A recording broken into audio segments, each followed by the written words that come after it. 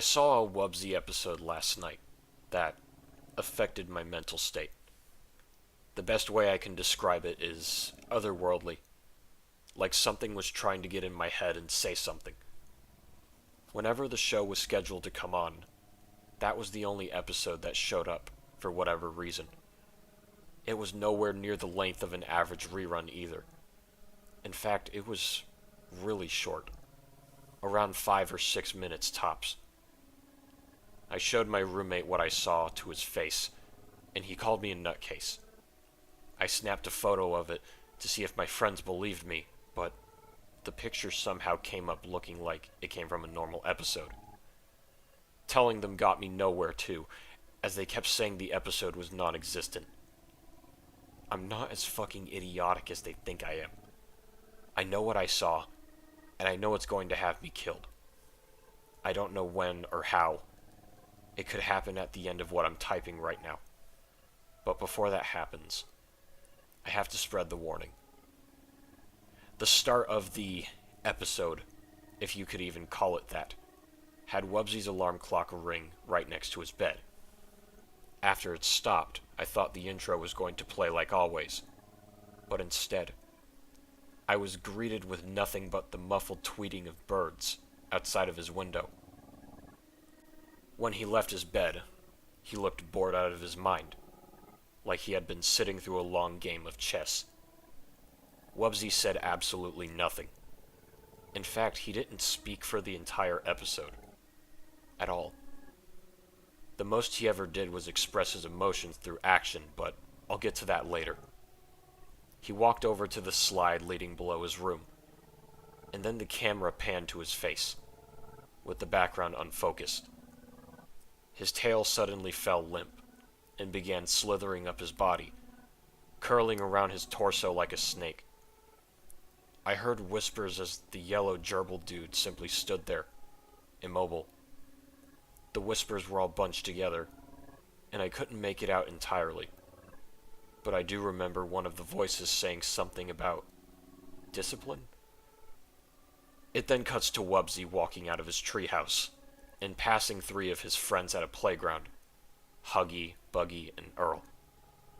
They'd say hello to him, but they garnered no response, and the gerbil just kept walking, as if they were nothing but mist. They were confused, but they shrugged it off, and kept enjoying themselves.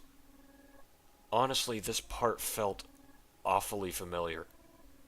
It reminded me of how I was back in elementary, with being ignored when I was upset and whatnot. I didn't even remember their names, but somehow, the memories came flying back. I don't know why. Wubsy makes his way over to Widget's workshop, as seen in a faraway view.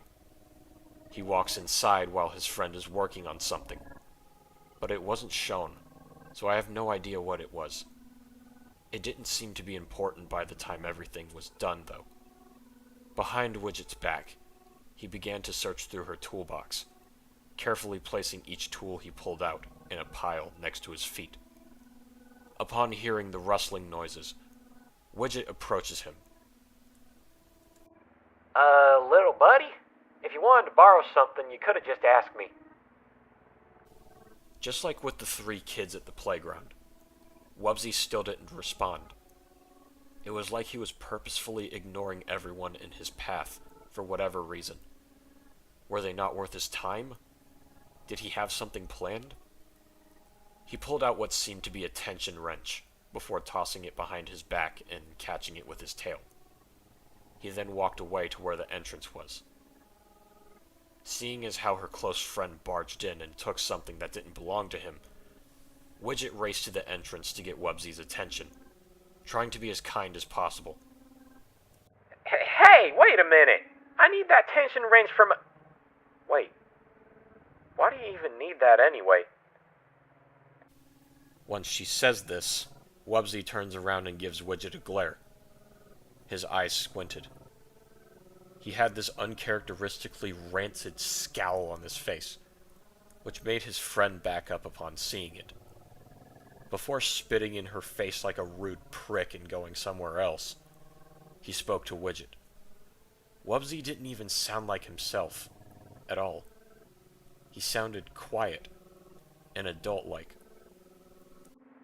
Get lost, or you'll face the music alongside them. This instance reminded me of someone from my childhood as well, for some reason. My mother was always focused on her work more than me, and she barely talked to anyone because of it. She wasn't exactly a mechanic like Widget was, but the more I watched, the more the message burrowed into me like a maggot. We then cut to Wubsy walking into Walden's library, looking for something. He sighs as he pulls out a book by book, getting more irritated every time he can't find what he's looking for. He'd toss each book that he didn't want behind his back. Walden notices and speaks to him. Wubsy! What are you doing? This isn't just a library, it's an archive! You need to be more careful! Wait, where are you going?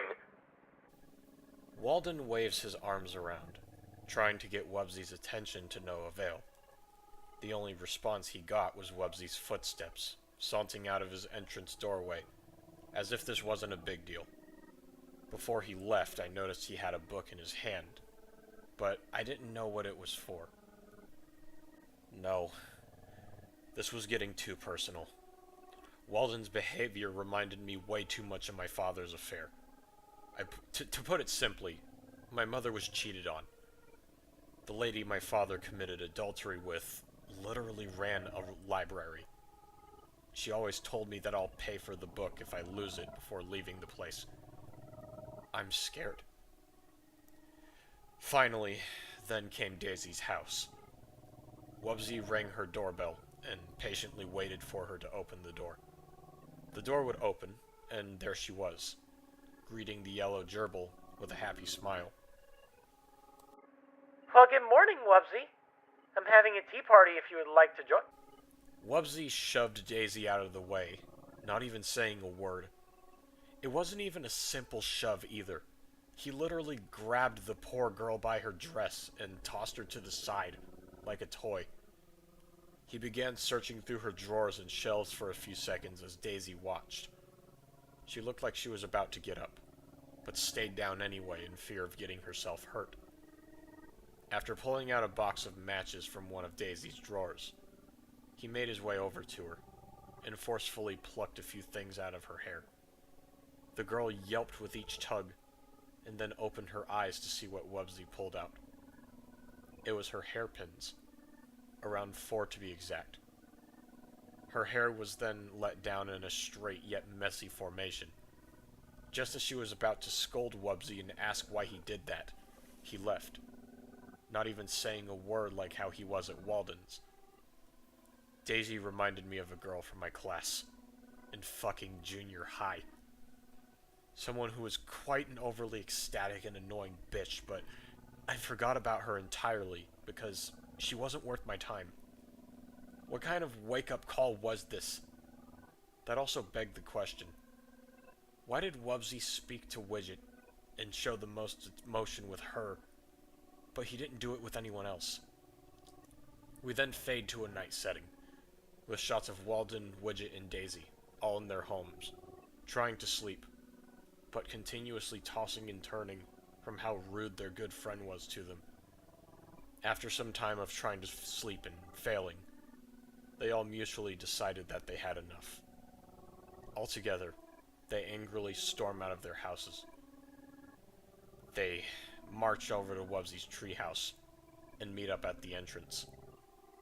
Widget is the first to speak up. Did he take something from you too? Yes. And I'm not going to let him get off scot-free. He tore through my library looking for something and didn't even apologize. Lavender lollipops. That's nothing. Look at my hair. After a few seconds of bickering, Widget ends the struggle by knocking on Wubsy's door. She calls out to him at the top of her voice, but instead of getting a more vocal response, the door creaks open. Nothing opened it from the inside. The trio is confused, but they step inside looking for Wubsy anyway, as they are pretty hell-bent on giving him a piece of their mind. It didn't take too long to find him, though. In fact, he was at the bottom floor, right next to his slide, still holding the tools in a slouched position. He was facing away from them, and Daisy tried to get his attention. No response. She barked his name once again, still nothing. Widget rolled her eyes and stomped over to him before gripping onto his shoulder. I don't have time for this. It's 1 in the morning. Turning Wubsy to her view greeted her to an unnatural sight. His mouth was invisible, and his eyes were now replaced with hollow caves, like the holes you'd find in trees. The glimpse made Widget back up in fright, and the gerbil let go of the tools he held, all of them landing with a grouped thud. What? Wubster? Wubsy stared off into space, as his 3 friends were having trouble staying calm. Was Wubsy dead, alive, or somehow neither? They couldn't tell. Without warning, another semicircular hole formed in his face, acting as his new mouth. Waterfalls upon waterfalls of blue poured out of him and onto the floor, quickly flooding his home. His friends ran off, and the episode ended right as the water reached up to his torso. I took the time to pause and draw a visual aid of what I had witnessed, since my camera apparently won't give me what I want. After finishing the sketch, whispers plagued me, begging me to come to a realization of sorts, begging me to bring discipline. I somehow remember everything, about everyone I've ever met, but I have a strange focus on specific people, a small fixed amount. I'm going to set my childhood home ablaze from the inside tonight, and spend my last moments getting a good glimpse of how it all started, before I go to the lake out back. Something's trying to make me bring balance to people's lives, as it keeps telling me through the cascade of hushed murmurs. But before I do that, just remember this. It comes once a year to choose one Punisher.